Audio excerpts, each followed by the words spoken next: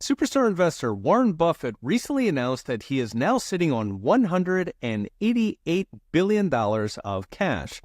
That would be Buffett's biggest hoard ever, and it's almost twice what he was sitting on 2 years ago. In case you wonder who has cash in this economy of ours, Buffett's hoard is concerning for two reasons. First, it suggests he thinks markets are grotesquely overvalued, or that they will crash, or disruptions is how he put it. The second reason is even more ominous. Buffett represents a trend across large American companies of parking hundreds of billions in government bonds instead of investing in actual companies. That transfers America's investment firepower from the productive economy to the parasitic Leviathan feasting on that productive economy. So first, the details. Berkshire's latest financials reported that cash on hand jumped by nearly $22 billion in just 3 months. That eclipses the previous record from 2021. In fact, it's 8 times the amount Buffett had set aside for the 2008 crisis. It gets worse in the letter itself, where Buffett talks about why he is holding so much cash. First, the obvious reason that he thinks companies are overvalued. So Buffett's method is going through every public company with an X-ray and a proctoscope to find value. Apparently, he is not finding it at these prices. Keep in mind, Buffett's been epically wrong before. He was sitting on a huge stash of cash in 2009, for example, on the eve of a historic bull run that took stocks up 6-fold. Still, he's got a pretty good track record.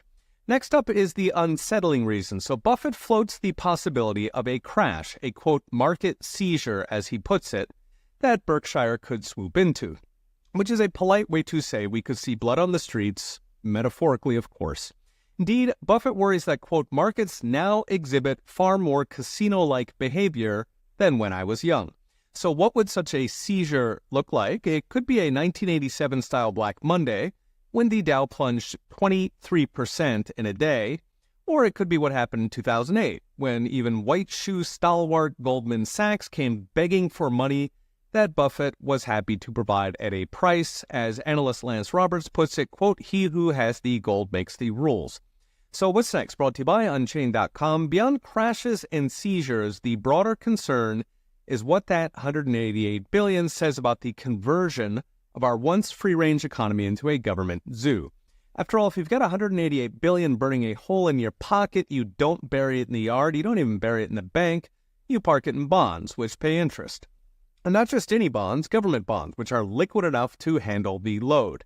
In other words, Buffett is taking $188 billion out of the productive economy where it could fund startups or expansions or R&D, and instead he's investing in the federal Leviathan.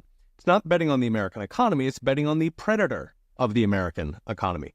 Moreover, Buffett is just one of many. So Exxon is sitting on $33 billion despite record oil prices. Maybe they could invest in more production.